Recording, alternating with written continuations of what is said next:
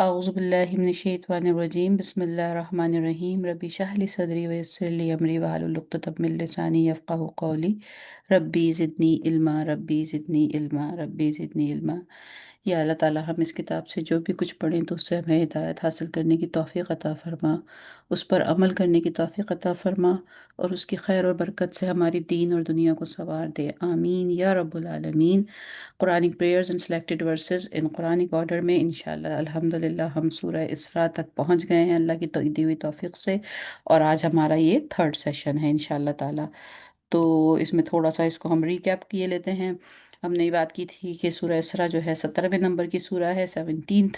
15ویں جز سے شروع ہوتی ہے، اس کی 111 آیتیں ہیں اور 12 رکوع ہیں، مکی صورت ہے، مکہ کے آخری دور کی صورت ہے، بالکل ہجرت سے سال پہلے یا 1.5 سال پہلے کے درمیان میں یہ کہیں نازل ہوئی ہے۔ منزل یہاں سے چوتھی شروع ہوتی ہے، جو 7 ڈویژن ہے قرآن کی، اور تیسرا گروپ ابھی گروپ کے حساب سے تیسرا ہی گروپ ہے۔ بائی دا وے، یہ جو گروپ کی ڈویژن ہے یہ ایک اسکالرلی ڈویژن ہے depending upon the topic of the surahs, تو یہ قرآن میں آپ کو کہیں لکھی ہوئی نظر نہیں آتی۔ جیسے اگر آپ انڈیا پاکستان کے جو قرآن کی اسکرپٹ سے پڑھ رہے ہیں تو وہاں تو آپ کو باٹم آف دا پیج میں منزل لکھی ہوئی نظر آئے گی یا رکوع لکھے ہوئے نظر آئیں گے، یا اسی طرح اگر آپ مدنی قرآن سے پڑھ رہے ہیں تو وہاں آپ کو حزب کی ڈویژن نظر آئے گی، یہ اس میں بھی منزل نظر آتی ہے۔ لیکن یہ گروپ کی ڈویژن جو ہے یہ تو ایک کیا کہنا چاہیے کہ ایک یہ آئیڈیولوجیکل کلاسیفیکیشن ہے کہ یہ ایک سوچ کے اعتبار سے ہے یہ۔ It is not written somewhere in the قرآن۔ سجدہ ہے صورت میں ایک چوتھا سجدہ قرآن کا، اگر ترتیب سے پڑھتے چلے آ رہے ہیں شروع سے ہم قرآن کو، تو یہ چوتھا سجدہ یہاں ملے گا ہمیں آیا نمبر 109 میں۔ اور ابھی اس کی جو آیا اس کا سورہ کا جو نام ہے اسراء، وہ اس کی پہلی ہی آیت سے ہے۔ اسراء نام ہے نائٹ جرنی، عرب میں جو ہے اسراء جو ہے وہ ان قافلوں کو کہتے تھے جو رات کو نکل کے سفر کرتے تھے، تو ایک ٹرمنالوجی وائز ویسے اسراء کا لغوی مطلب ہے رات، لیکن ایک جو ہوتا ہے نا کچھ کچھ زبان میں کچھ لفظ کسی خاص پرٹیکولر چیز کے لیے یوز کیے جاتے ہیں اور وہ بولنے والے وہ زبان اس کو سمجھ لیتے ہیں، تو بالکل اسی طرح یہاں پہ اسرا جو تھا اس ٹریول کو کہتے تھے جو نائٹ میں ٹریول ہو اور جو رات میں ٹریول ہو۔ سوری، اسرا کا میں نے غلط کہہ دیا، اسرا کا مطلب یہ ہوتا ہے کہ رات میں ٹریول، تو اس لیے یہاں پر جو ہے اس کو اسی سے ریپرزینٹ کیا جاتا ہے۔ پارٹ ون کو چھوٹا سا بہت ہی جلدی سے کوئکلی ریکیپ کر لیں تو ہم نے یہ بات بتائی تھی کہ یہ جو پہلی سورت پہلی آیت جو آ رہی ہے قرآن کی، یہ پورے قرآن میں ایک واحد آیت ہے، اونلی ون پلیس ان دا قرآن جہاں پہ یہ نائٹ جرنی کا ذکر ہوا ہے، اسرا کا ذکر ہوا ہے۔ ہم جرنلی جو پورا انسیڈنٹ پورا جو واقعہ ہے اسرا اور معراج ظاہر ہے ایک ساتھ ہی ہوئی تھی، وہ ایک ہی وقت میں ہوئی تھی، تو قرآن میں ایک تو یہ کہ وہ دونوں واقعات ساتھ نہیں لکھے گئے، الگ الگ لکھے گئے ہیں، تو تاکہ یہ کہ شاید اس کی ایک وجہ یہ بھی ہو کہ جیسے کہ میں نے اس وقت بات کی تھی پہلے سیشن میں کہ ہم جرنلی ہمارے ہاں in the some part of the world specifically سب کانٹیننٹ میں معراج کا نام لیا جاتا ہے، شب معراج کہا جاتا ہے، اور معراج کے نام سے ہی اس واقعے کو ڈیڈیکیٹ کیا جاتا ہے، اور وہاں ایک جرنل کانسیپٹ یہی رہتا ہے کہ جیسے زیادہ ایک جو سفر ہے وہ آسمانوں تک کا سفر ہے، تو یہ بیسیکلی بہت ڈفرینٹ کمپوننٹس ہیں اس سفر کے۔ ایک ہاریزونٹل سفر ہے جو مکہ سے یروشلم تک ہوا، اور پھر ایک آسمانوں کا سفر ہے، تو اسی لیے پروبیبلی اللہ سبحانہ تعالیٰ نے، تاکہ لوگ الگ الگ ہر سفر کے دونوں کمپوننٹس کی جو مصلحتیں ہیں، جو امپورٹنس ہیں، جو اس کی چیزیں ہیں، ان کو الگ الگ سمجھتے رہیں، اسی لیے اللہ سبحانہ تعالیٰ نے ایک جگہ نہیں رکھی یہ چیزیں، دو الگ جگہ رکھی ہیں، کہ ایک جگہ اسراء کو آپ تھورولی سمجھ لیجئے، اور دوسری جگہ جا کر آپ سورہ نجم میں جہاں پہ آیتیں ہیں وہاں پر معراج کی آیتیں ہیں، تو یہ ایک ہی آیت ہمیں ملتی ہے۔ اور پھر ہم نے یہ بھی بات کی تھی کہ اتنا بڑا یہ ایک انسیڈنٹ ہے، اتنا بڑا ایک یہ واقعہ ہے، اتنی بڑی ایک یہ چیز ہے کہ مطلب نبی کریم صلی اللہ علیہ وآلہ وسلم کی زندگی میں جو مخصوص کریکٹرسٹکس ان کے لیے ہیں، جو ان کی ہی ذات سے منسوب ہیں، جو کچھ ایسے خاص مخصوصات ان کی زندگی کے ہیں جو کسی بھی دوسرے نبی کے ساتھ نہیں ہوئے، مثال کے طور پہ جو وحی نازل ہونے کا طریقہ نبی کریم صلی اللہ علیہ وآلہ وسلم کے پاس تھا، وہ اور دوسرے انبیاء کو اس طرح سے آسمانی پیغامات نہیں ملے ہیں۔ حضرت موسیٰ علیہ السلام کو طور پہ گئے، وہاں پہ انہیں لکھی ہوئی کتابیں مل گئی تھیں، اسی طرح مطلب مختلف انبیاء کا مختلف معاملہ رہا، یہ وہی لے کر نازل ہونا اور نبی کریم صلی اللہ علیہ وسلم کے پاس آنا، یہ بھی نبی کریم صلی اللہ علیہ وسلم کی کریکٹرسٹک تھی، اور کسی نبی کو ان کی زندگی میں آسمانوں تک لے جا کے سفر کرا کے وہاں سے واپس نہیں لایا گیا، تو یہ آپ کی زندگی کا کریکٹرسٹک تھی، بہت بڑا ایک معجزہ ہے نبی کریم صلی اللہ علیہ وسلم کی زندگی کا، لیکن قرآن میں صرف ایک آیت کی ریپرزنٹیشن، یہ اس کا انڈیکیشن اس طرف ہے، اسکالرز یہ کہتے ہیں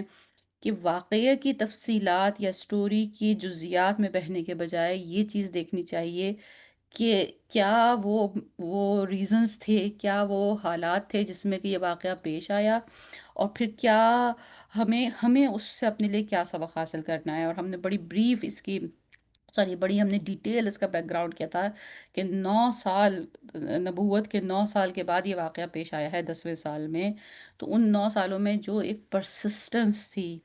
جو ایک مستقل چلتے رہنے اور اللہ سبحانہ تعالیٰ پہ یقین رکھنے کی جو کیفیت تھی، اس نے نبی کریم صلی اللہ علیہ وآلہ وسلم کو انسان ہونے کے ساتھ ساتھ اس درجے پہ پہنچا دیا کہ وہ عرش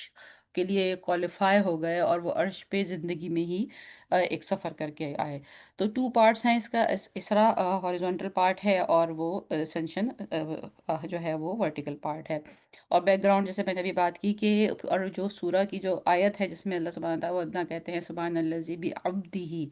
عبد کا جو ورڈ استعمال کیا ہے، جرنل اس کا ٹرانسلیشن سلیو سے ہو جاتا ہے، اور آنیسٹلی اسپیکنگ سلیو کا ورڈ کا ٹرانسلیشن یا غلام کا ٹرانسلیشن سے نا، ہمارے ذہنوں میں، ہم جو 18 19 20 سینچری کے لوگ ہیں، ہمارے ذہنوں میں وہ سلیوری آتی ہے جو ہم نے کہیں افریقہ سے دیکھی ہو، یا ہم نے وہ والی سلیوری دیکھی ہوگی جہاں لوگ بالکل غلام ہیں اور بس وہ ہاتھ باندھ کے کھڑے ہوئے ہیں۔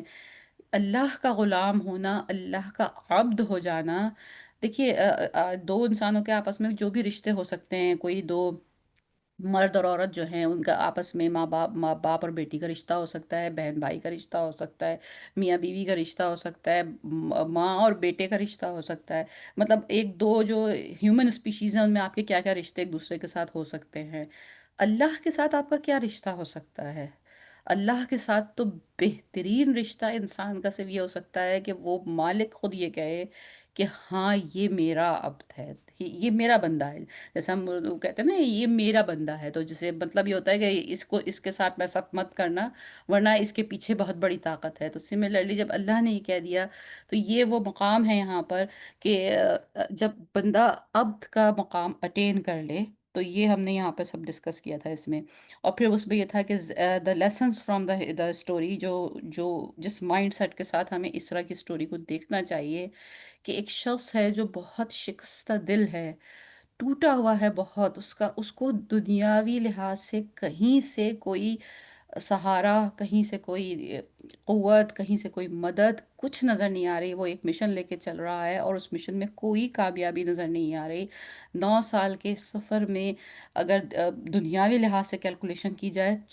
صرف چند سو، بمشکل 300 یا چند سو ایک جانثار مسلمان ہیں، اور وہ سارے مسلمان بھی بہت ہی شدید اذیت کا شکار ہیں، مصیبت کا شکار ہیں، کوئی شہر چھوڑ کے جا رہا ہے، کوئی گھروں میں بند ہے، وہ سب بھی مصیبتیں پیٹ رہے ہیں، تو کوئی فی الحال سکسس نظر نہیں آتی ہے، لیکن وہی بات ہے کہ صبر، مستقل چلتے رہنا، مستقل اپنے اللہ پہ یقین رکھنے نے اس مقام تک نبی کریم صلی اللہ علیہ وسلم کو پہنچایا ہے، تو ہمارے لیے اس اسٹوری میں سبق، ہماری زندگیوں کے لیے یہی ہے کہ جب کبھی ایسا وقت انسان اپنی زندگی میں محسوس کرے کہ وہ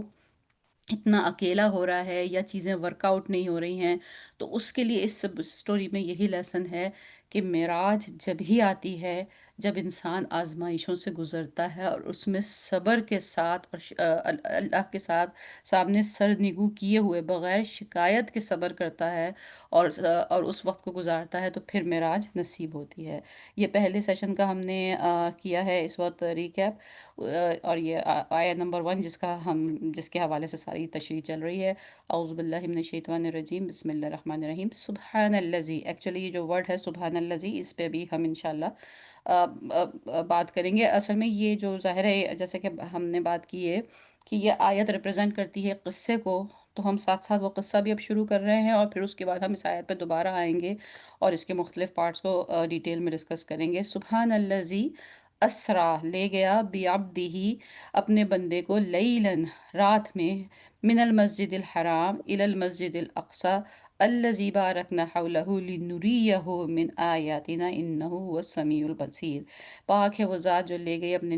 بندے محمد صلی اللہ علیہ وآلہ وسلم کو مسجد حرام سے شب کے وقت۔ یہاں پر ہم نے یہ بات کی تھی کہ یہ اسرا خود رات، نائٹ ٹریول کا نام ہے، اس کے بعد لیلن کا ورڈ جو یوز کیا گیا ہے، تو اسکالرز یہ کہتے ہیں اگر لیلن کا ورڈ یہاں یوز نہیں کیا جاتا تو اس کا مطلب ہوتا کہ رات کو لے گیا اور رات کو واپس لایا، مطلب پوری رات، فل نائٹ۔ لیکن لیلن کا ورڈ یوز کر کے یہ بتایا گیا ہے کہ رات کا بھی کچھ حصہ، سم پارٹ آف دا نائٹ، مطلب یعنی پورے اس تمام سفر میں، اس تمام واقعے میں کچھ پارٹ لگا ہے رات کا، اور انشاءاللہ اس کو ہم ڈسکس کریں گے کہ یہ کس طرح، اب جو ایک ہوتا ہے کہ یہ کیسے ممکن ہے کہ اتنا لمبا سفر کیسے ہوا اور وہ کس طرح ہوا، تو انشاءاللہ اس کو بھی ہم تھوڑا سا ڈسکس کریں گے۔ تو یہ ہم نے ابھی تک اس آیت کا صرف ابھی اگر دیکھا جائے تو جو ڈیپ ہم نے زیادہ تشریح کی ہے وہ ہم نے عبدی بھی عبدی ہی اور لنوریہ، عبدی ہی یعنی اللہ، آیت یہ کہہ رہی ہے کہ اللہ اپنے بندے کو لے گیا تاکہ وہ اس کو دکھا سکے ساری نشانیاں۔ تو یعنی یہ بیسیکلی یہ گفٹ تھا، ایک اسپیشل اللہ سبحانہ تعالیٰ کی طرف سے ایک اپریسیشن تھی اس اپنے بندے کے لیے، جنہوں نے وہ سارے دکھ اور تکلیف اور وہ ساری جو جو ان کا دل اس قدر شدت کی پریشانیوں میں سے گزرا، انہوں نے جو وہ سب کچھ پریشانیوں میں سے گزر کے اپنے اللہ پہ یقین رکھا، تو یہ ایک اسپیشل گفٹ تھا اپنے عبد کے لیے۔ تو اگین اس آیت میں جو جو بگسٹ میسج ہمارے لیے ہے، اس پورے واقعے میں جو بگسٹ میسج ہے وہ یہ ہے کہ صبر اور کنسسٹنسی کے ساتھ جب ایک شخص اپنے رب سے لو لگائے رکھتا ہے تو پھر وہ معراج کے درجوں تک پہنچتا ہے۔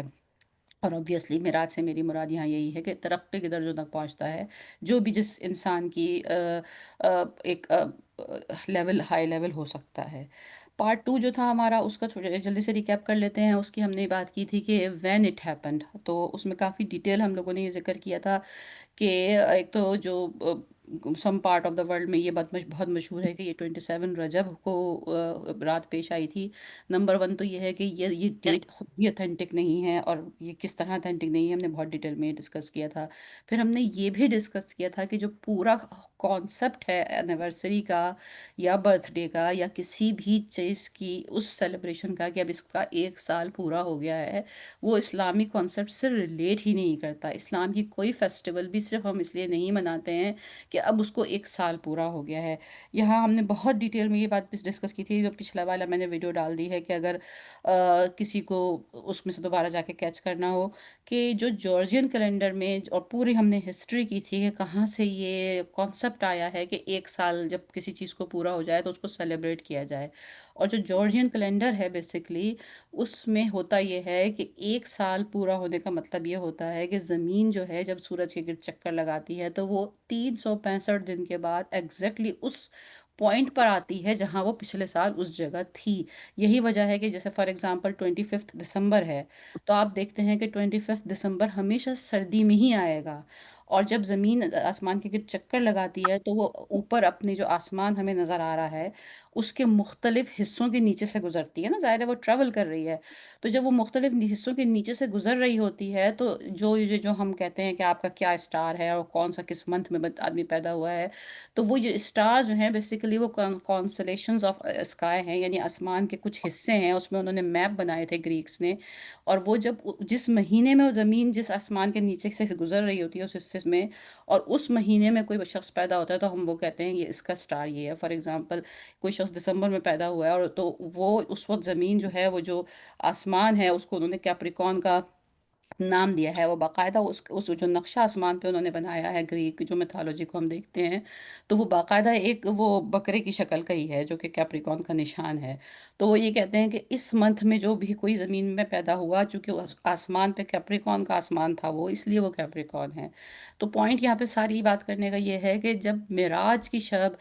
لیٹس سے کہ اگر وہ 27 رجب تھی بھی، تو وہ سال پورا ہونے کے بعد ہم اس جگہ نہیں ہیں جہاں پہ سال پورا ہونے کو سیلیبریٹ کریں، کیونکہ ہم لونر اسلامکلی لونر ایئر فالو کرتے ہیں، چاند کا سال فالو کرتے ہیں، اور ہمارا چاند کا سال جو ہے وہ 10 دن پہلے ختم ہو جاتا ہے۔ ہم زمین کے ایک پورے چکر کے حساب سے نہیں چلتے، اور جب وہ 10 دن پہلے ختم ہوتا ہے اور ہر سال 10 دن پیچھے ہٹتے چلے جاتے ہیں، تو سوچئے کہ اگر واقعتاً کوئی چیز کسی ایک ڈیٹ کو ہوئی بھی ہے، تو ہم اگلے سال اس کو کم سے کم چاند کے حساب سے اس کو ہم سیلیبریٹ نہیں کر رہے ہوتے ہیں، تو وہ آئیڈیا یہاں پہ بالکل فالو نہیں ہوتا ہے۔ تو پھر اور اس کے بعد ہم نے آخر میں یہ ڈسکس کیا تھا کہ ہاؤ ٹو سیلیبریٹ، اگر ہم اسرا اور معراج کو سیلیبریٹ کرنا چاہتے ہیں تو کیسے کر سکتے ہیں۔ ویسے تو آگے ابھی ہم جتنا ڈیٹیل میں اس کو ڈسکس کریں گے ہمیں اور بھی بہت سارے آسپیکٹس مل جائیں گے، لیکن سو فار اس کہانی کا جتنا سرا ہمارے ہاتھ میں آیا ہے وہ یہی ہم کو سناتا ہے کہ جب انسان صبر کے ساتھ اپنے رستے پہ چلتا رہتا ہے تو اللہ پھر اس کو سرفراز کرتا ہے، بلند کرتا ہے، ترقی عطا فرماتا ہے، اور دین و دنیا کی سرخروئی عطا ہوتی ہے۔ تو یہ دو جو ہے ہمارے سیشنز کا وہ تھا، کیا کہتے ہیں، ایک ریکیپ تھا۔ ناؤ ویئر اٹ ہیپنس، سو اب میرا خیال میں اصل قصہ ہمارا اب شروع ہوا ہے کہ ویئر اٹ ہیپنس، ہم نے ایک سوال کر لیا کہ وین اٹ ہیپنڈ، اس کو ہم نے ڈسکس کر لیا last time. Now where it happens again, اس میں ہے یہ کہ اگر ہم ایک اسٹیپس وائز ڈیوائڈ کریں اس پورے سفر کو، تو ہم اسے کہہ سکتے ہیں کہ فرام ہوم ٹو کعبہ، یعنی اب یہ ہوم ٹو کعبہ کا معاملہ یہ ہے کہ بخاری شریف میں ہی دو حدیثیں، دو کوٹس آتے ہیں، اور جیسا کہ آپ کو یاد ہوگا کہ ہم نے پہلے بھی ڈسکس کیا تھا کہ اسرا کے حوالے سے اتنے زیادہ اتھینٹک کوٹیشنز ہیں صحابہ اکرام کے، 20 یا 22 صحابہ اکرام جو بہت ہی اعلیٰ پائے کے، اعلیٰ درجے کے اتھینٹک بالکل راوی ہیں، انہوں نے اسرا اور معراج کی جو اور حدیثیں ہیں وہ نبی کریم صلی اللہ علیہ وسلم سے کوٹ کی ہیں، اینڈ obviously ہر حدیث میں کچھ ڈیٹیلز کسی میں نہیں ہیں اور کچھ ڈیٹیلز کسی میں ہیں۔ تو یہ بالکل ایک ایسی ہی بات ہے کہ جیسے جب ہم کوئی سفر کر کے آتے ہیں، آپ کوئی سفر کر کے آئے اور آ کے آپ اپنے کسی دوست کے ساتھ کوئی بات کر رہے ہیں، تو آپ اسے ایک سفر کا کوئی ایک واقعہ سنا رہے ہیں، پھر کسی دوسرے موقع پہ کسی نے کوئی اور سوال پوچھا، اس حوالے سے آپ اسے سفر کی وہ والی ڈیٹیل بتا رہے ہیں، تو اس کا مطلب یہ نہیں ہے کہ وہ کنٹراسٹ ہے یا اللہ معاف کرے کوئی غلط بات ہے اس میں۔ ظاہر ہے مختلف لوگوں کو مختلف باتیں بتائی گئی اس میں، جس طرح لوگ سوال کرتے گئے ان سے انہوں نے وہ جواب دیے، تو ان تمام احادیث کو اگر اکٹھا کریں تو کہتے ہیں کہ مکے کی جتنی زندگی کی حدیثیں ہیں اس کے مقابلے میں زیادہ موٹی کتاب بنتی ہے۔ تو اگین اسی حوالے سے میں نے صرف 2 حدیثیں سلیکٹ کی ہیں، ورنہ اس کی بتحاشا احادیث ہیں، اور یہ جو 2 حدیثیں ہیں یہ پورا متن بیان کر دیتی ہیں، ہمارے اس سوال کا جواب دے دیتی ہے کہ یہ قصہ کہاں سے شروع ہوا، کہاں سے اس کی ابتدا ہوئی۔ ایک حدیث جو ہے وہ کنفرم ہے جو کہ بخاری شریف میں موجود ہے، اور وہ یہ کہتی ہے کہ while I was sleeping in حتیم، الحجر کا ورڈ وہاں پہ استعمال ہوا ہے، and جبریل علیہ السلام came۔ حتیم آپ کو معلوم ہے وہ کعبہ میں جو ہاف سرکولر پارٹ ہے اس کو حتیم کہتے ہیں۔ آپ کو معلوم ہے کہ یہ ہاف سرکولر پارٹ جو ہے بیسکلی پارٹ آف دا کعبہ تھا، یعنی کعبہ کی جو بلڈنگ تھی اس کے اندر تھا یہ حصہ۔ اوریجنل کعبہ جو تھا وہ ریکٹینگل شیپ میں تھا جو حضرت ابراہیم علیہ السلام نے بنایا تھا، اس میں یہ حتیم کا حصہ اندر تھا، اور جب یہ بعد میں اس کی دوبارہ ری بلڈنگ ہوئی ہے اور جس وقت قریش اس کو دوبارہ سے ری بلڈ کر رہے تھے، یہ ٹوٹ گیا تھا، وہ ہو گیا تھا، تو قریش کے پاس اتنے حلال پیسے نہیں تھے ان کے اندر، آئی گیس کہ یہ ان کا پازیٹیو چیز ہے کہ ان کے اندر اتنی شرم تھی کہ وہ کہتے تھے کہ ہم جوئے کے پیسوں سے اس کو بلڈنگ کو نہیں بنائیں گے، تو جو ان کی حلال اور پیور منی تھی وہ اتنی زیادہ تھی نہیں کہ وہ پوری بلڈنگ اتنی زیادہ بنا پاتے، تو انہوں نے یہ کیا کہ بلڈنگ کو چھوٹا کر دیا، اس کی ڈائمنشن کو اس کو اسکوائر کر دیا، اور جو باقی یہ حصہ تھا جو کعبے کے اندر تھا وہاں انہوں نے ہاف سرکل ڈال کے اس کو انڈیکیٹ کر دیا کہ یہ حصہ کعبے کے اندر ہی ہے۔ آئی بلیو اس میں اللہ سبحانہ تعالیٰ کی مصلحت ہی تھی، کیونکہ اس طرح سے ہم عام مسلمان کو بھی اگر یہ توفیق مل جاتی ہے جب وہ وہاں پہ وزٹ کرتا ہے کہ اگر وہ حتیم میں اس کو لکیلی جگہ مل جائے اور وہ 2 نفل پڑھ لے، تو وہ ایسا ہی ہے جیسے کعبے کے اندر 2 نفل پڑھنا۔ تو ایک حدیث کہتی ہے کہ میں حتیم میں سو رہا تھا اور پھر وہاں حضرت جبریل تشریف لائے۔ دوسری حدیث جس پہ اسکالرس کا زیادہ اجماع ہے اور وہ یہ کہتی ہے کہ I was sleeping at my house, اور مائی ہاؤس میں بھی ہانیز ہاؤس اب آپ دیکھیے ایک بات یہ سمجھیے کہ اس وقت حضرت خدیجہ انتقال کر چکی ہیں، اور اس وقت جب شعیب ابی طالب کی جو بیکورٹ تھا وہ جب ختم ہوا تھا اور یہ سارے لوگ وہاں سے واپس پہاڑی پہ سے اتر کے واپس مکہ شہر میں آئے ہیں، تو اب نبی کریم صلی اللہ علیہ وسلم کا جو ہاؤس ہولڈ ہے اس کا معاملہ بھی یہ ہے کہ اب گھر میں والدہ محترمہ نہیں ہے، تو اور آپ یہ بھی دیکھیے کہ اس وقت جو ایک پہلی حبشہ تھی ہجرت، ایک جو پہلی ہجرت تھی جو حبشہ کی طرف ہوئی تھی، اس میں آپ کی بڑی صاحبزادی آلریڈی ہجرت کر کے چلی گئی تھی وہاں پر۔ تو جب ہاؤس ہولڈ کی جو کنڈیشن ہے، ظاہر ہے اس میں کچھ چھوٹی حضرت فاطمہ چھوٹی ہوں گی یا جو بھی کچھ ہوگا، تو یہ جو ام ہانی ہے یہ حضرت علی رضی اللہ تعالیٰ عنہ کی بہن ہے، یعنی کہ نبی کریم صلی اللہ علیہ وسلم کی کزن ہو گئی، چچا زاد بہن ہو گئی، اور آپ یہ حضرت ابو طالب کی بیٹی ہیں، اور نبی کریم صلی اللہ علیہ وسلم ان کے ساتھ ہی پلے بڑے ہیں، تو بیسکلی وہ ام ہانی کا گھر کا مطلب وہی ہے کہ ان کا اپنا ہی گھر ہوا وہ۔ تو حضرت ام ہانی کے گھر میں آپ سو رہے تھے اس وقت، آپ کا یہ سیکنڈ حدیث یہ کہتی ہے کہ اس کی روح کھلی اور حضرت جبرائیل علیہ السلام تشریف لے کر آئے، اور پھر وہ وہاں سے، تو اسکالرز نے ان دونوں کو کہا ہے کہ یہ دونوں آپس میں کنٹراسٹ نہیں ہیں بلکہ ایک ہی بات ہے۔ ہو سکتا ہے جیسے بعض اوقات ہم کسی سے بیان کرتے ہیں نا کہ بہت زیادہ ڈیٹیل میں نہیں بیان کر رہے ہوں، کہ بھئی آپ کہاں سے آ رہے ہیں، تو کہا کہ میں یہیں سے آ رہا ہوں، گھر سے آ رہا ہوں فار ایگزامپل، اور پھر کسی دوسرے نے پوچھا آپ کہاں سے آ رہے ہیں، تو کہ نہیں میں پہلے بازار گیا تھا پھر میں وہاں سے یہاں آیا ہوں۔ تو مطلب دونوں باتیں ایک ہی ہیں کہ آ تو گھر سے ہی رہے ہیں لیکن راستے میں ایک اسٹاپ بھی کیا تھا، ایک بات میں وہ مینشن کیا ہے، ایک بات میں وہ مینشن نہیں کیا، تو سملرلی اسکالرس نے اس کا یہی نظر نکالا ہے کہ بیسکلی آپ سو تو رہے تھے گھر میں ہی، لیکن جب وہاں پہ حضرت جبریل آئے اور وہ آپ کو پھر لے کے گئے حتیم میں، ہجر میں، اور وہاں جا کر پھر وہاں سے یہ ساری اسٹوری شروع ہوئی۔ تو basically the story starts from home to Kaaba, تو پہلا اسٹیپ ہو گیا اسٹوری کا from home to Kaaba. What is the second step of the story? ہم نے اسٹیپ بائی اسٹیپ کر لینے میں ذرا امپورٹنٹ پوائنٹس کو کیلکولیٹ کرنے میں آسانی رہے گی۔ اوپننگ دا چیسٹ، کعبہ میں کیا ہوا؟ مطلب یہ اسٹوری obviously شروع سے ہی انتہائی میریکولس اور انتہائی ایک چیلنجنگ اس لحاظ سے ہے سننے والے کے لیے کہ اس کے ایمان کا یہ امتحان ہے کہ جیسے حضرت ابوبکر صدیق رضی اللہ تعالیٰ عنہ سے کہا گیا کہ بھئی دیکھو تمہارے صاحب یہ کہہ رہے ہیں، تو انہوں نے کہا کہ ہاں اگر وہ یہ کہہ رہے ہیں تو یہ سب ہوا تھا۔ تو اوپننگ دا چیسٹ والی بات ہے، اچھا بھئی اس میں کیا ہے؟ اس میں یہ ہے کہ نبی کریم صلی اللہ علیہ وسلم فرماتے ہیں کہ مجھے حتیم میں لے کے گئے جبریل علیہ السلام، اور وہاں انہوں نے میرا چیسٹ جو ہے وہ اوپن کیا اور اس میں سے میرا دل نکالا، اور ان کے پاس ایک گولڈ کا، سونے کا بنا ہوا ایک پیالہ تھا، اور ایک روایت میں یہ ہے کہ وہ جو پیالہ تھا وہ زمزم سے بھرا ہوا تھا، اور ایک روایت میں ہے کہ وہ پیالہ ایمان سے بھرا ہوا تھا، اور انہوں نے وہ نکالا دل اور اس کو زمزم سے دھویا اور واش کیا، اور اس کو بھر دیا پھر ایمان سے، اور پھر اس کو واپس رکھ کے سینے کو برابر کیا۔ اب اگین یہ وہی والی بات آ گئی ہے کہ یہ تمام جو یہ سنیریو ہے، اس کو اگر آپ عقل اور لاجک کے اوپر پرکھنا شروع کریں گے تو آپ کو یہ بات سمجھ میں نہیں آئے گی کہ یہ کیسے ممکن ہے، لیکن ہم ابھی اس کی تھوڑی سی باتیں کریں گے تو ہو سکتا ہے آپ کو تھوڑی تسلی ہو کہ یہ کس طرح ہو سکتا ہے، یہ ہماری سمجھ میں بھی آ سکتا ہے۔ بائی دا وے یہ جو شق الصدر کا جو یہ واقعہ ہے، سینہ چاک کرنے کا جو یہ واقعہ ہے، یہ نبی کریم صلی اللہ علیہ وسلم کی زندگی میں دوسری بار پیش آیا ہے۔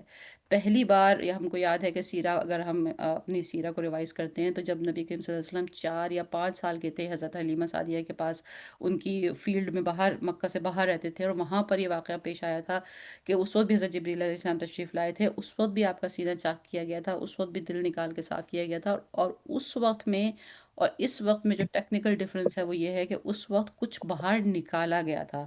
ایک بلیک اسپاٹ جو انسان کو شر پہ اکساتا ہے، جو انسان کے جسم میں، انسان از اے کمبینیشن آف خیر اینڈ شر، تو وہ جو شر کی جو اکساہٹ ہے یا شیطان کا جو حصہ ہے وہ نکال کے باہر پھینکا گیا تھا، اور اس وقت کہتے ہیں کہ ان کے دل کو پاک کیا گیا، اس کو فل اپ کیا گیا ایمان سے، ایک پاکیزگی سے، ایک پیورٹی سے، اور اسکالر اس کے لیے یہ کہتے ہیں کہ جس سفر پہ آپ جانے والے تھے، جو کچھ آپ دیکھنے والے تھے، جو کچھ آپ کو سمجھ میں آنے والا تھا اس پورے سفر کے دوران، تو وہ جو چیز تھی اس کے لیے بہت ضروری تھا، یعنی جو ایک دل کے اوپر انسان کے اثر پڑتا ہے ان تمام عجائبات کو دیکھنے سے، اس کے لیے جو مضبوطی دل کو درکار تھی، وہ اس کی وجہ سے یہ تمام آپریشن نیسسری تھا۔ ہمارے لیے اس میں کیا لیسن ہے؟ ہمارے لیے اس میں یہی لیسن ہے کہ یہ ہمارے لیے سمبولک ہے کہ نبی کریم صلی اللہ علیہ وآلہ وسلم سے زیادہ پاک اور پیور دل کس کا بھلا ہو سکتا ہے؟ لیکن اگر وہ جب ایسے سفر پہ نکلے، جب معراجوں کی اونچائی کی، اللہ کے قریب ہونے کی سفر ہو، تو اس وقت دل کی خالص ہونا، پیورٹی ہونا بہت ضروری ہے۔ یہاں پر بھی اگر ہم معرفت کے حوالے سے اور صوفیزم کے حوالے سے اگر تھوڑی بات کریں، تو وہ لوگ جو مراقبے کرتے ہیں، جو تمام چیزیں کرتے ہیں، تو اگر آپ ان کی کتابوں کو پڑھیں تو اس میں سب سے پہلی چیز یہ لکھی ہوتی ہے کہ آپ کو اپنا دل صاف کرنا ہوگا، دل کو خالص کرنا ہوگا، دل میں سے بغض، تکبر، کینہ، اور یہ تمام اپنی اکڑ، اپنی گجی، اپنی دوسروں کے خلاف بغض، یہ ساری چیزیں دل سے نکال کے دل کو بالکل آئینے کی طرح پاک کرنا ہوگا، تب اللہ کی تجلی اس میں اترے گی۔ تو یہ بیسیکلی انسانوں کے لیے اس واقعہ معراج میں یہ بھی ایک لیسن ہے، یہ بھی ایک سمبولک ہے۔ ہم اس سے کیا لیسن لے سکتے ہیں کہ اگر ہم کو یہ خواہش ہو اپنی زندگی میں کہ ہمارے درجات کچھ اللہ کی طرف بلند ہو جائیں، یہاں دنیا میں جو تعلقات اور معاملات ہیں اس کے لیے تو ہم بہت تک و دو کرتے ہیں، اگر اللہ سے اپنے تعلق کو بہتر کرنے کے لیے کچھ دل میں ہمارے خواہش ہے، تو تزکیہ نفس، اپنے دل سے شیطان کے حصے کو نکال کے باہر پھینکنا، اور پھر اپنے دل کو پیور کرنا، خالص کرنا اللہ کے لیے، اپنی سوچوں کو خالص کرنا اللہ کے لیے۔ This is a symbolic message in this the opening of the chest, شق الصدر کا جو واقعہ ہے جو وہاں پر پیش آیا کعبہ شریف میں۔ آگے چلیں گے ہم یہاں سے اب اس کے بعد this is a second step, then third step. Third step میں کیا ہوا؟ Riding the Buraq. So here comes the Buraq. نبی کریم صلی اللہ علیہ وسلم کی اتھینٹک احادیث میں جو تمام مجموعہ ان کی تمام احادیث کا اس بارے میں ہے، براق کے بارے میں ہے، وہ بہت کلیئر ہے کہ وہ ایک بیسٹ، جانور، چوپایا لے کر آئے حضرت جبرائیل علیہ السلام، اور وہ چوپایا جو تھا وہ بہت ہی جو تھا وہ وائٹ تھا، بالکل چمکدار وائٹ، اور اسی لیے اس کو البراق کہا جاتا ہے، برق۔ ہم بھی اردو میں برقی لائٹیں، یعنی الیکٹرسٹی کو جو ہم برق کہتے ہیں، یعنی لائٹننگ، یعنی جیسے آسمانی بجلی بھی چمکتی ہے تو لائٹنگ ہوتی ہے، تو سلور برائٹ رائٹ، تو اسی لیے اسے براق اسی لیے کہتے ہیں کہ بالکل سفید چمکتا ہوا وہ جانور تھا۔ And the words of the hadith is that it is bigger than the donkey and smaller than a mule. Donkey تو ہمیں پتہ ہے، جیسے ہمارے یہاں بیک ہوم میں گدھے جو ہوتے ہیں، وہ گدھے کے سائز سے بڑا تھا، اور میول از خچر۔ خچر جو ہے آپ کو پتہ ہے نا کہ گدھے اور خچر کا جو ٹیکنیکل ڈفرنس ہے، اگر کسی کو وہ بھی نہیں معلوم تو وہ بھی ہم یہ بات کر سکتے ہیں کہ خچر از کائنڈ آف ایک ہیومنلی مکسڈ پلانٹیشن، جس میں کہ مدر جو ہوتی ہے وہ ہارس ہوتی ہے، اور جو فادر ہوتا ہے وہ ڈونکی ہوتا ہے، تو ان کے اس سے جو بیبی بنتا ہے اس کو خچر کہتے ہیں۔ اور یہ جو اس طرح سے جو ایک جانور کی پیدائش ہے، یہ اس سینس میں ان لوگوں نے شروع کی تھی کہ آبویسلی گھوڑا بہت زیادہ طاقتور ہوتا ہے اور گدھا اتنا نہیں ہوتا، تو تاکہ ایک ایسا جانور آئے وجود میں کہ جو جس میں طاقت اپنی ذرا گھوڑے کی ہو، لیکن وہ اتنا زیادہ اس کو کیری کرنا اور ایکسپینسو نہ ہو، اور ایک وہ گدھے کی طرح ہم اس سے کام لے سکیں۔ تو بہرحال دس از خچر۔ تو یہ میول سے چھوٹا تھا اور گدھے سے بڑا تھا، یعنی وہ گھوڑے سے چھوٹا ہی تھا، اور پھر اس بہت وائٹ تھا۔ بائی دا وے، یہاں پر یہ جو ہمارے پاس ایک امیجنری کانسیپٹ ہے کہ اس کے بڑے بڑے سے پر دکھائے جاتے ہیں اور ایک سینگ دکھایا جاتا ہے، تو Buraq is not a unicorn, وہ یونیکارن نہیں تھا، نہ اس کا کوئی سینگ تھا اور نہ ہی اس کے پر تھے، وہ باقاعدہ ایک گوشت کا اور پوست کا جانور تھا۔ اور یہ بات ہمیں کیسے پتہ چلتی ہے کہ وہ گوشت پوست کا جانور تھا؟ اس لیے کہ جب اس پہ باقاعدہ سیڈل تھا، اس کی ہارنس تھی، اس پہ جو وہ کہتے ہیں نا جو زین رکھی ہوئی ہوتی ہے وہ تھی، اور جب نبی کریم صلی اللہ علیہ وسلم کو وہ پیش کیا گیا اور نبی کریم صلی اللہ علیہ وسلم اس پہ چڑھنے لگے، تو اس نے بدکنا شروع کیا، جیسے دنیا میں تمام جانور ہوتے ہیں نا، کسی اننون آدمی کے قریب آنے سے وہ بدکنا شروع ہوتے ہیں، اور اس وقت حدیث کے الفاظ یہ ہیں کہ حضرت جبریل علیہ السلام نے اس کو ڈانٹا، اس کو جھڑکا، اس سے کہا کہ وہ ٹو یو، کہ تم جو شخص آج جتنے لوگوں نے تم پہ سواری کی ہے اس میں سے سب سے بہترین سوار اس وقت تمہارے اوپر سوار ہونے والا ہے، اور تم جو ہو اس طرح بدک رہے ہو، تو پھر اس پہ وہ جانور کام ہو گیا۔ اور یہاں سے یہ تمام ہمیں ڈیٹیل پتہ چلی کہ اس کا مطلب ہے کہ وہ جانور اس سے پہلے بھی کسی کی سواری کے لیے یوز ہوتا رہا ہے، ایدر وہ اسی دنیا، اسی پلانٹ کے انبیاء علیہ السلام یا اولیاء علیہ السلام یا اللہ کے برگزیدہ بندوں کی سفاری کے لیے استعمال ہوتا ہو، اور واللہ وہ کسی دوسری گلیکسی سے آیا ہو، کسی دوسری کائنات سے آیا ہو، کسی دوسری اور جہاں اللہ سبحانہ مدینہ. تعالیٰ کی اور مخلوقات ہیں وہاں سے آیا ہو۔ ون مومنٹ میں یہ میوٹ کر دوں، اس میں کہیں اور سے آیا ہو وہ، تو لیکن یہ بات طے ہے کہ وہ عرش سے نہیں آیا تھا۔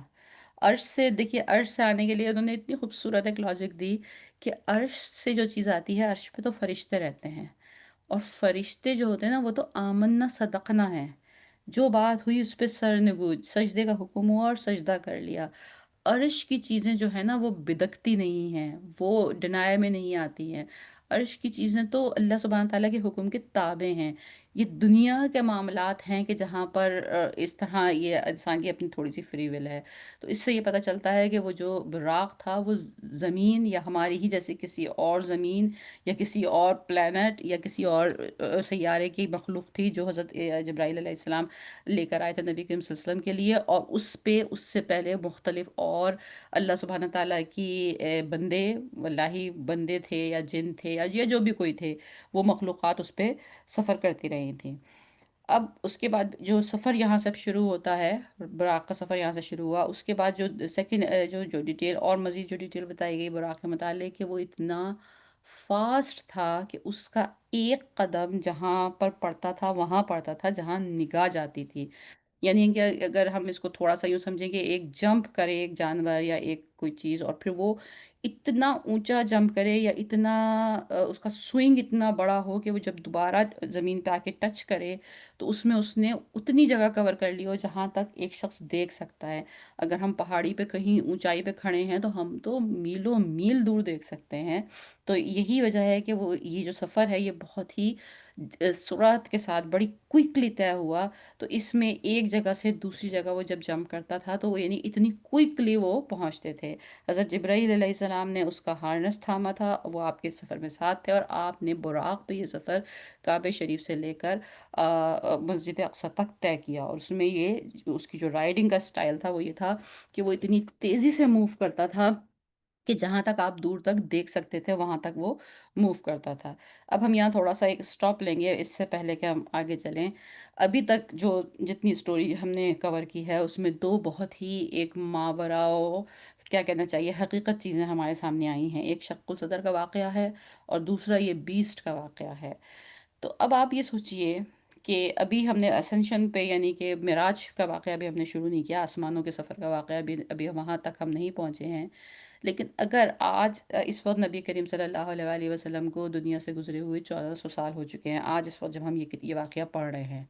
1400 سال پہلے یہ واقعہ پیش آیا ہے۔ سوچئے ذرا کہ آج سے 400 سال پہلے، یعنی کہ جب نبی کریم صلی اللہ علیہ وسلم کو اس دنیا سے گزرے 1000 سال ہوئے تھے، اگر میں آج سے 400 سال پہلے چلی جاؤں، اس وقت ہمارے پاس جو انسانیت زمین پہ ہے اس ٹیکنالوجی وائز ہمارے پاس کوئی جہاز نہیں تھے، انسان کا ہوا میں اڑنے کا کوئی ایسا سائنٹیفک ہمارے پاس آلہ نہیں تھا جس سے انسان یہ پلین کے سفرز کر سکے۔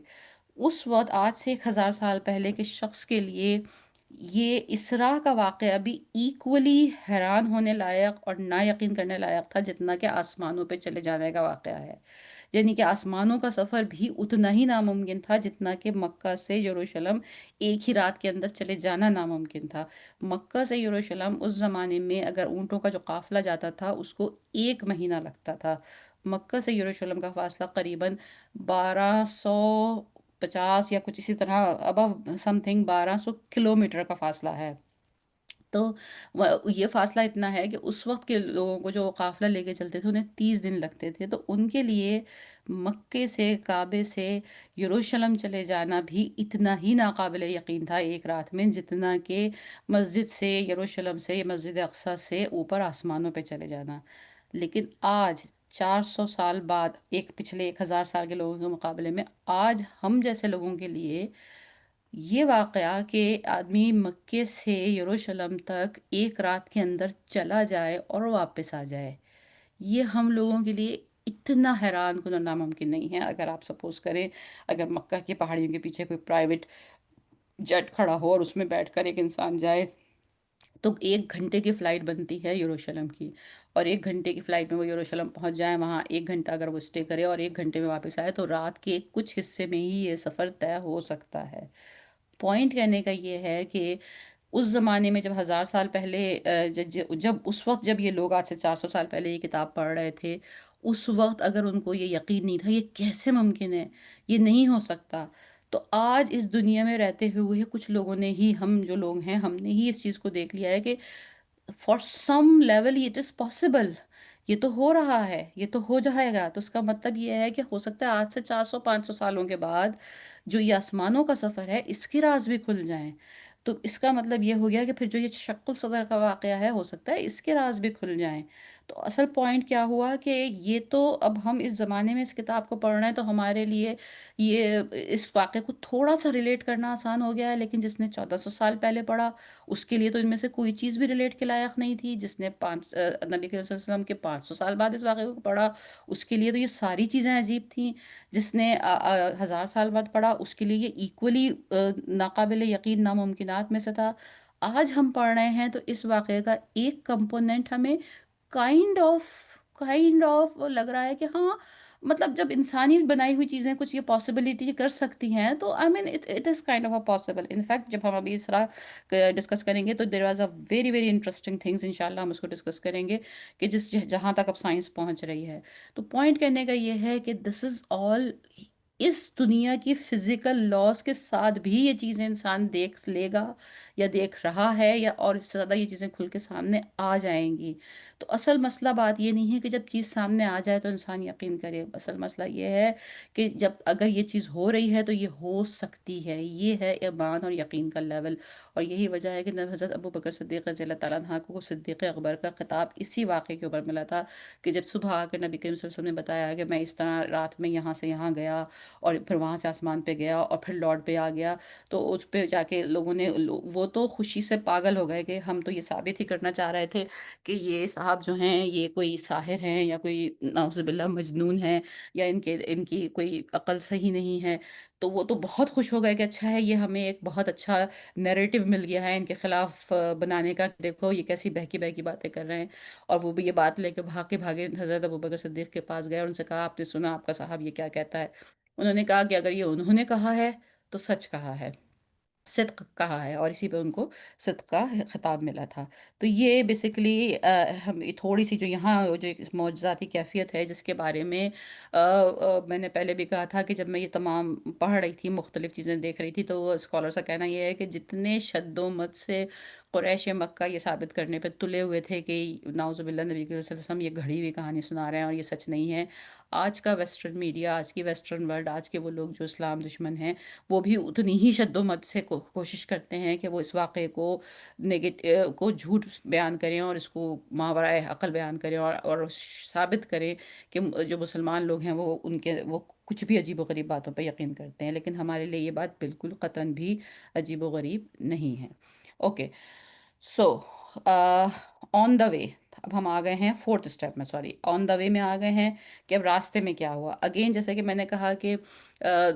مختلف مختلف ڈیٹیلز ہیں۔ ایک حدیث جو ہے وہ ڈائریکٹ یروشلم کا قصہ بیان کرتی ہے کہ جیسے پھر مکہ سے جب چلے اور اس کے بعد یروشلم پہنچے تو کیا ہوا۔ کچھ اور احادیث ہیں وہ بھی اتھینٹسٹی کے لیول پہ ہیں جو بیان کرتی ہیں کہ راستے میں کیا کیا سٹاپس ہوئے، تو ہم وہ سب کور کر لیتے ہیں۔ تو سب سے پہلے نمبر ون، مکہ مکرمہ سے چلنے کے بعد جو پہلا سٹاپ تھا وہ مدینہ منورہ میں ہوا۔ حضرت جبریل علیہ السلام نے انہیں کہا کہ آپ یہاں اتریے اور نماز پڑھیے، اور جب انہوں نے کہا، وہ اس میں حدیث کے الفاظ ہیں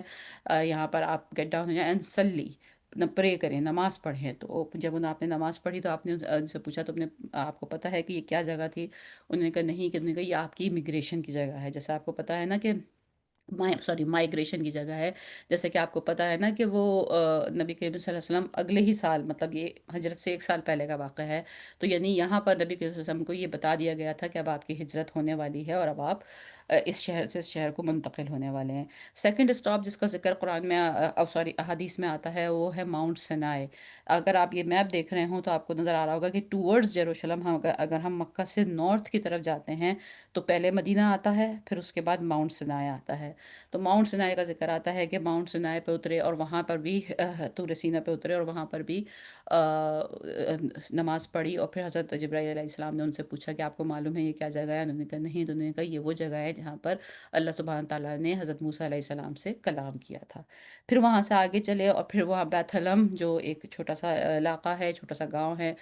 یروشلم کے بہا یا یروشلم کے سبرز میں، اور اس میں وہ جہاں حضرت عیسیٰ علیہ السلام کی پیدائش کی جگہ ہے، وہاں پر آپ نے دو رکعت نماز پڑھی۔ اس کے بعد آپ یروشلم پہنچے اور بیچ میں اسی جگہ کے کہیں بیچ میں، یہ بٹوین یہ بیت الحم اینڈ یروشلم، کیونکہ حضرت موسیٰ علیہ السلام کی ایگزیکٹ قبر کی لوکیشن کسی کو بھی نہیں پتہ، لیکن آئیڈیا یہی ہے کہ وہ کہیں یروشلم کے آس پاس سببز میں ہی کہیں ہیں، کیونکہ جب وہ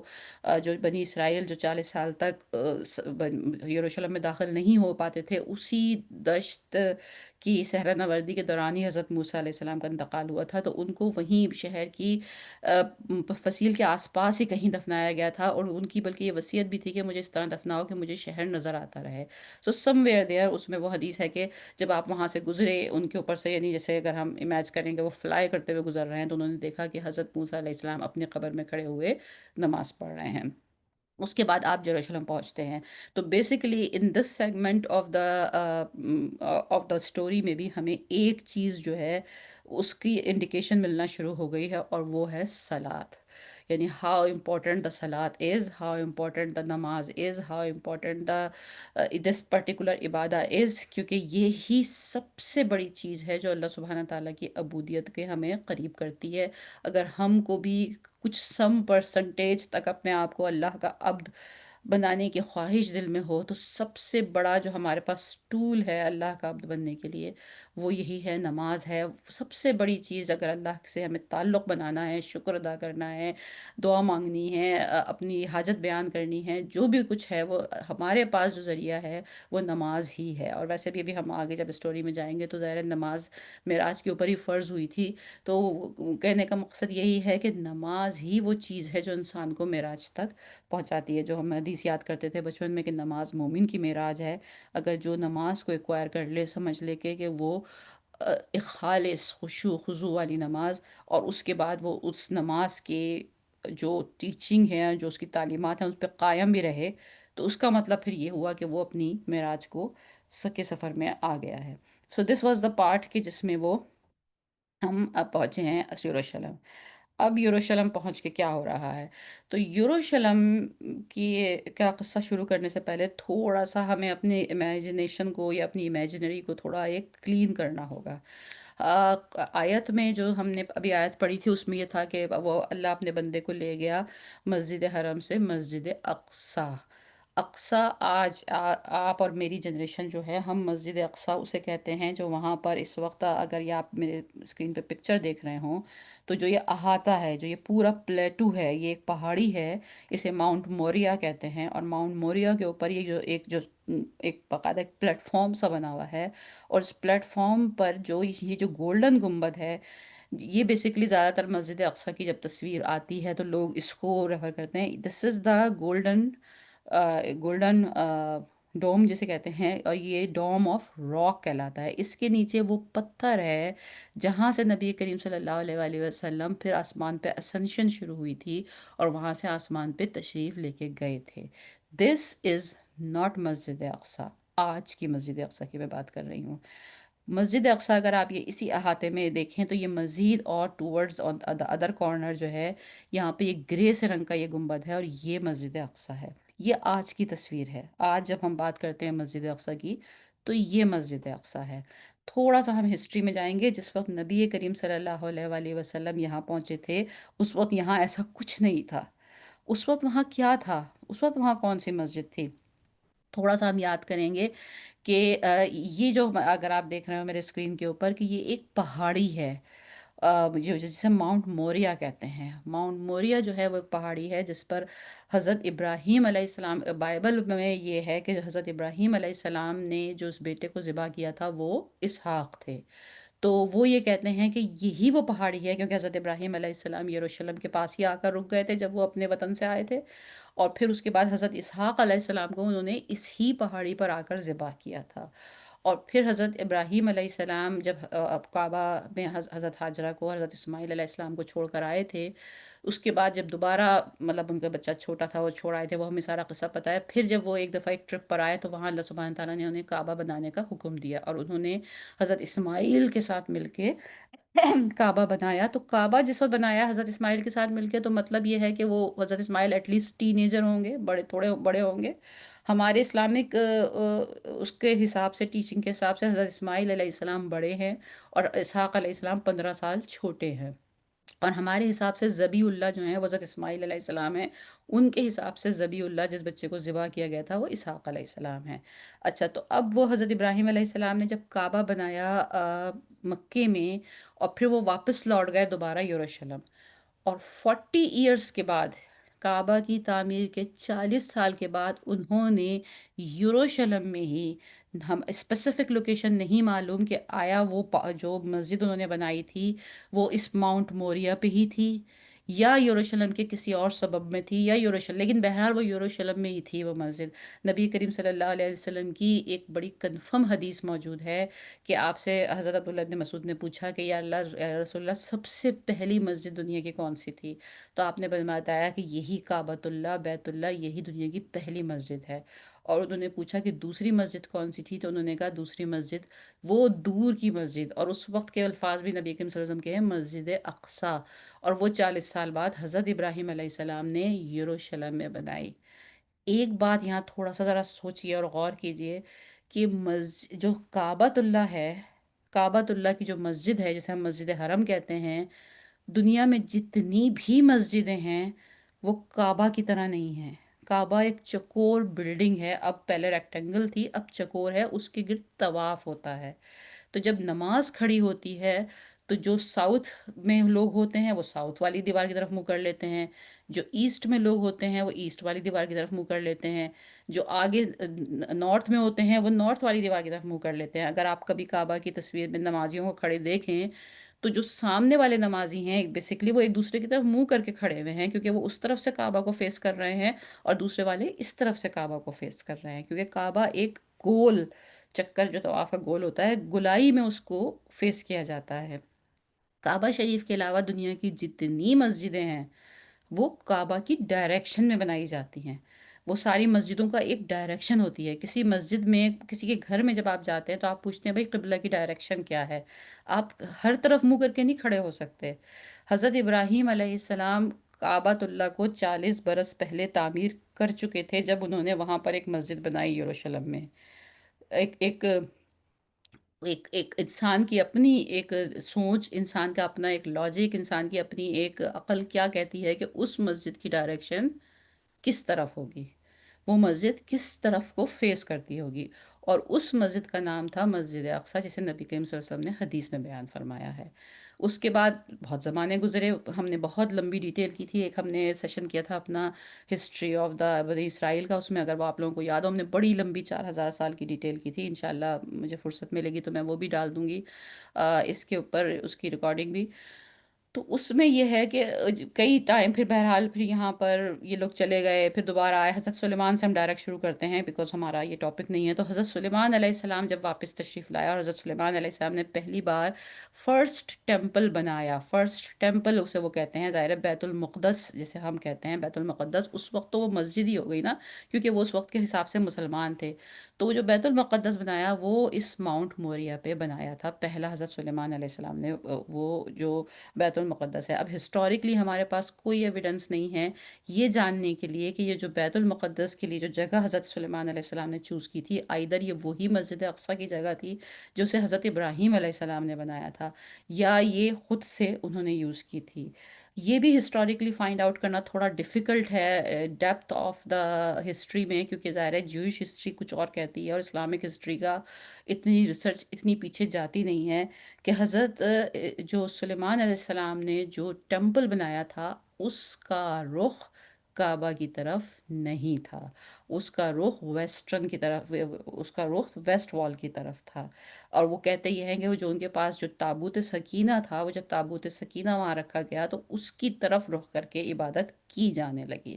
وہ پہلا بیت المقدس تھا۔ اس کے بعد آن دا پیریڈ پوری ہسٹری میں پھر وہ پیرا بیل المقدس ٹوٹ گیا، کھنڈر ہو گیا، یروشلم تباہ ہو گیا، وہ بخت نصر سارے لوگوں کو وہاں سے لے گیا، حضرت عزیر کا زمانہ آ گیا، پھر وہ لوگ واپس آ گئے۔ پھر اس کے بعد سیکنڈ ٹائم پر اسی روٹس کے اوپر سیکنڈ ٹیمپل بنایا گیا، اسی ماؤنٹ موریا کے اوپر، اسی جگہ کو پلیٹ فارم کیا گیا، یہیں ماؤنٹ موریا کے اوپر سیکنڈ ٹیمپل بنایا گیا۔ جب وہ سیکنڈ ٹیمپل بھی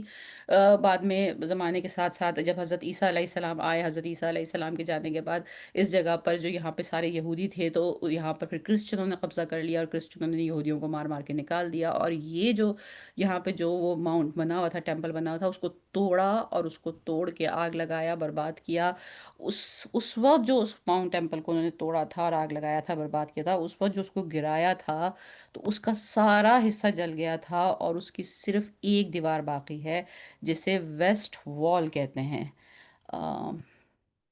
یہ دس از the picture, this is waste وال کہتے ہیں۔ آج جو اسٹرکچر ہم وہاں دیکھتے ہیں، جو میں نے بھی آپ کو یہ پلیٹ فارم دکھایا، اس کی جو جو مغربی دیوار ہے، یہ دیوار جو ہے یہ مغربی، اس کے جو نیچے والے پتھر ہیں، یہ والے نیچے پتھر جو آپ دوسری تصویر میں دیکھ رہے ہیں ٹوٹے پڑے ہیں، یہ وہ اوریجنل پتھر ہیں جو سینکے ٹیمپل کے ہیں۔ یہ جب سے ہی یہ دیوار اوریجنل بچی تھی، باقی سب جلا دی گئی تھی، اجاڑ دی گئی تھی، اور یہ جو پورا جو پلیٹو ہے، یہ پورا جو پلیٹ فارم تھا، چونکہ یہاں پہ ان لوگوں کی عبادت کی جگہ تھی یہودیوں کی، اور کرسچنوں کو یہودیوں سے دشمنی تھی، کہ کیونکہ کرسچن یہ کہتے تھے انہوں نے ہمارے نبی کو یعنی حضرت عیسیٰ علیہ السلام کو یہاں پھانسی دی ہے اور مارا ہے، اس لیے انہوں نے ان کی تمام عبادت گاہ کو برباد کر دیا تھا۔ تو یہ پلیٹو، یہ جگہ جسے ہم مسجد اقصیٰ کہہ رہے ہیں، جب نبی کریم صلی اللہ علیہ وآلہ وسلم جس زمانے میں سن 610 عیسوی میں جب یہاں تشریف لائے براق کے ذریعے، اپنی نائٹ جرنی کے ذریعے، تو فزیکلی اس وقت اس پہاڑی کے اوپر صرف ایک پلیٹ فارم تھا، کچھ کھنڈرات تھے، اور وہاں پر جو خاص طور پر جو ٹیمپل کی جگہ تھی اس پہ تو انہوں نے ڈرمسٹر بنا دیا تھا، یعنی کہ کچرا ڈالتے تھے وہاں پر۔ اور یہ حالات ایسی ہی رہی اس وقت تک، کہ جب تک کہ حضرت عمر رضی اللہ تعالیٰ عنہ کا دور نہیں آ گیا، اور مسلمانوں نے جب یروشلم فتح کیا ہے،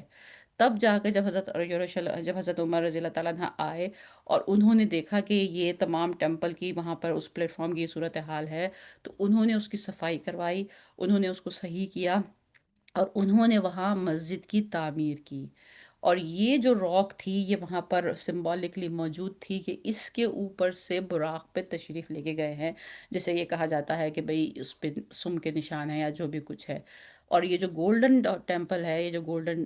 گنبد ہے، یہ تو اس کے بھی بہت 200 300 بعد ایک اموی خلیفہ نے بنایا ہے۔ تو تھوڑا سا یہ کلیئر کرنا کہ جب یہ ہم کہتے ہیں نا کہ مسجد اقصیٰ گئے، نبی کریم صلی اللہ علیہ وسلم مسجد اقصیٰ پہنچے اور یروشلم پہنچے، تو وہ یہ مسجد اقصیٰ نہیں تھی، بلکہ اب ہم کچھ نہیں کہہ سکتے کہ اس وقت جو اسٹرکچر نبی کریم صلی اللہ علیہ وسلم نے وہاں دیکھا تھا وہ کون سا اسٹرکچر تھا۔ وہ اسٹرکچر تھا جو حضرت ابراہیم علیہ السلام نے بنایا تھا شروع میں، جسے وہ مسجد اقصیٰ کہتے تھے۔ اگر تو یہ وہ اسٹرکچر ہوگا تو ڈیفینیٹلی اس کی جو ڈائریکشن ہوگی وہ کعبہ ہی کی طرف ہوگی۔ یہ اس وقت آپ کے سامنے اسکرین پر وہ تصویر ہے، جو یہ وہ پینٹنگ ہے جو حضرت عمر کے دور کی ہے، کہ جس میں مسجد اقصیٰ بن چکی ہے، اور یہ یہاں پر ایک گڑھا سا ہے، اور یہ ساری چیزیں ہیں جو کہ فرسٹ ٹیمپل کے جہاں پر نشانات تھے اس کو چھوڑ دیا گیا تھا۔ بائی دا وے مسجد اقصیٰ جو ہے وہ ٹیمپل کی جگہ پہ نہیں ہے، مسجد اقصیٰ اس سے دوسری طرف ہے۔ یہ جو ڈوم آف راک ہے جس پہ گولڈن ٹیمپل بنا ہوا ہے، یہودیوں کا مسلسل اصرار یہ ہے، اور آج کل بلکہ ابھی پچھلے ہفتے کی نیوز ہے یہ، کہ وہ اس کے نیچے جو مسلسل کھدائیاں کر رہے ہیں، کہ ان کو نیچے اندر بہت تہ خانے میں جا کر ایگزیکٹلی ڈوم آف راک کے ایگزیکٹلی نیچے بہت انہوں نے کھدائی کی ہے، وہاں انہیں ایسی پلرز مل گئے ہیں جس کی کاربن ڈیٹنگ کرائی ہے، اور وہ حضرت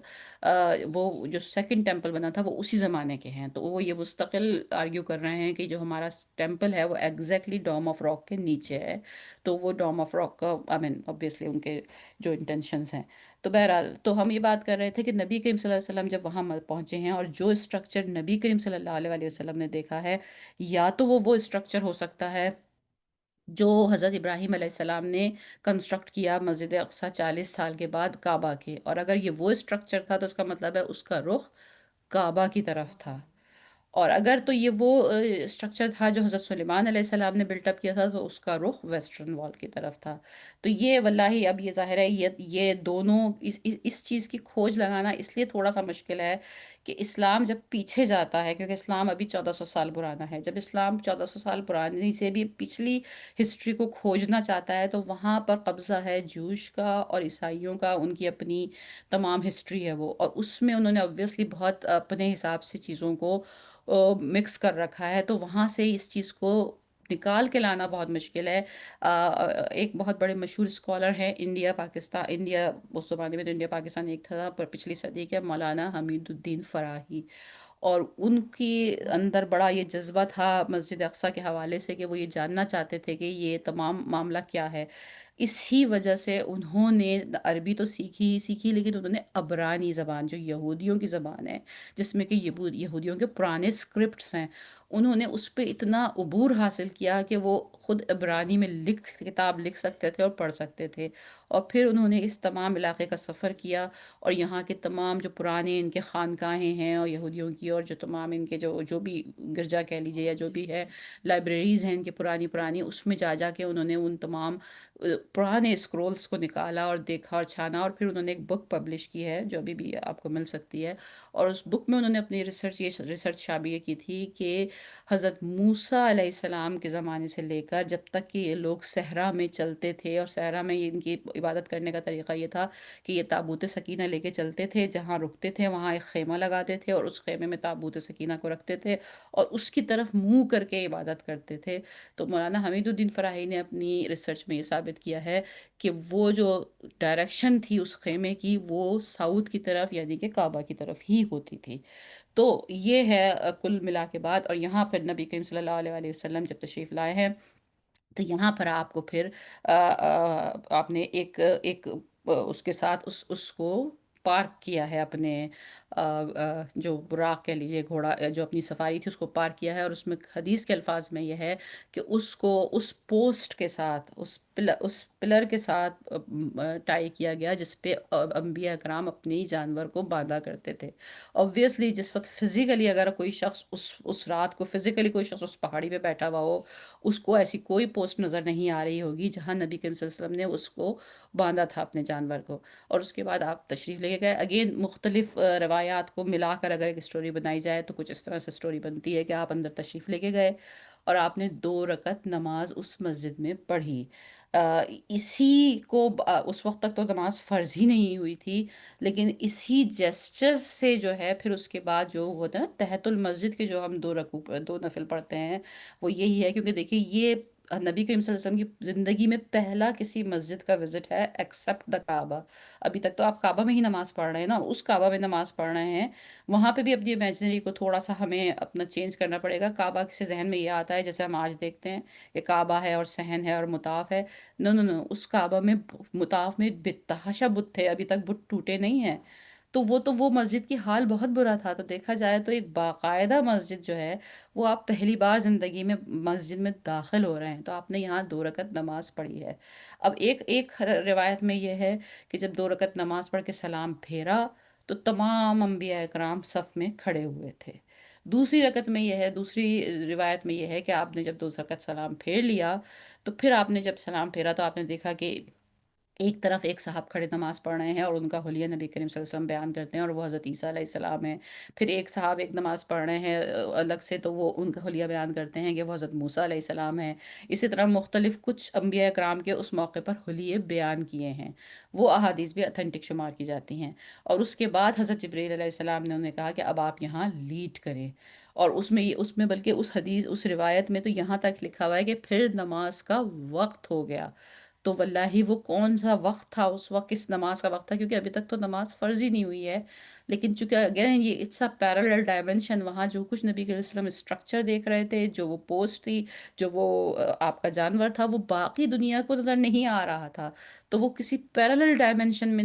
یہ سب کام وہاں پر ہو رہا ہے جو نبی کریم صلی اللہ علیہ وسلم اس چیز کو دیکھ رہے ہیں، اور وہاں پر پھر یہ آپ نے لیڈ کی نماز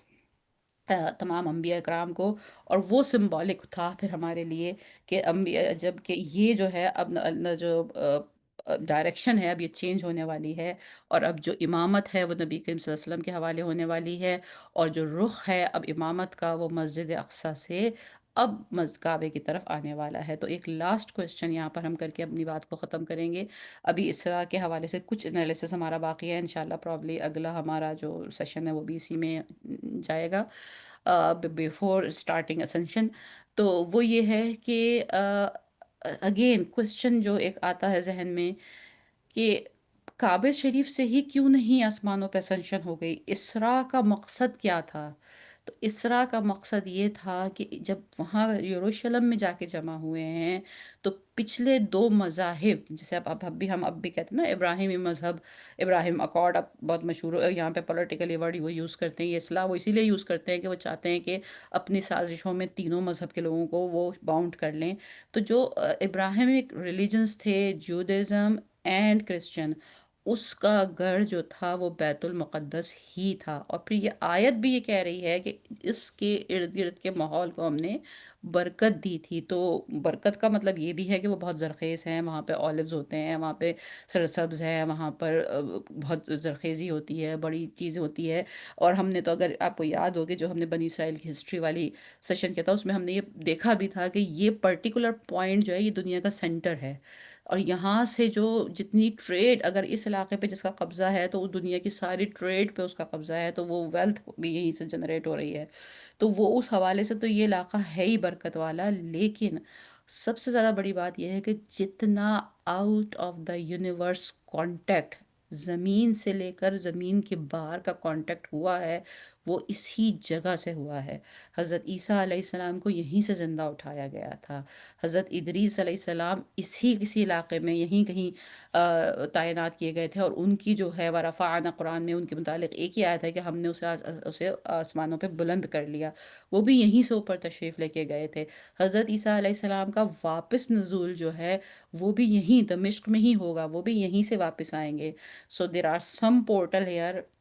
انشاءاللہ پورٹل اور وہ تمام چیزوں کی بات ہم اسینشن کے وقت کریں گے۔ کچھ ڈائریکٹ کنیکشن اس جگہ سے آسمانوں کا ہے، ایک وہ ریزن ہے، اور دوسرا ریزن یہ ہے کہ ایک سمبولک ہے، یہ بتانا ہے کہ نبی کریم صلی اللہ علیہ وسلم کوئی نیا مذہب لے کے نہیں آئے تھے، وہ کوئی ایک نئی چیز نہیں تھی جو عرب میں شروع ہو گئی تھی، بلکہ وہ یہیں سے شروع ہوئی تھی،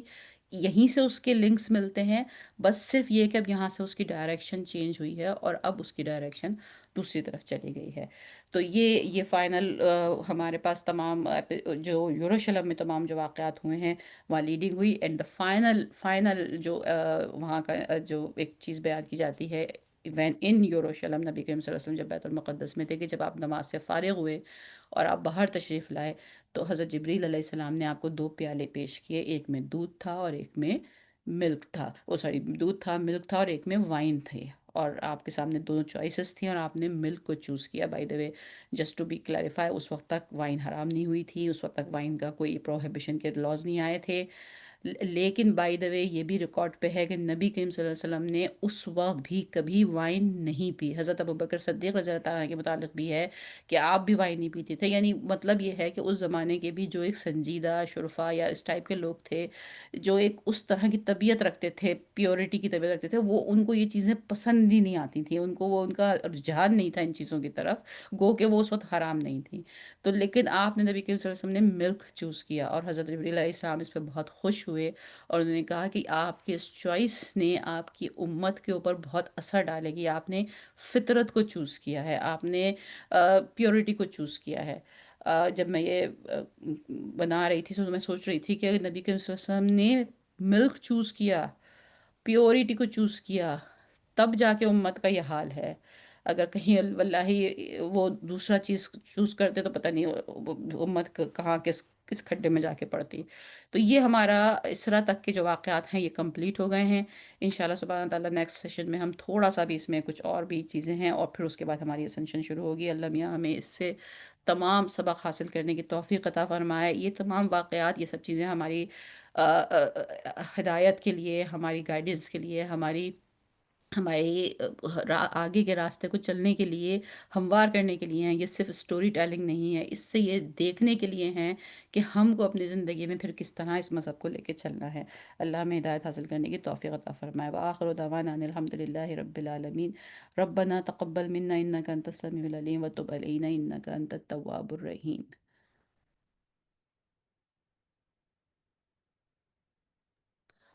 جی سر، بہت والا لیکچر تھا ماشاء اللہ۔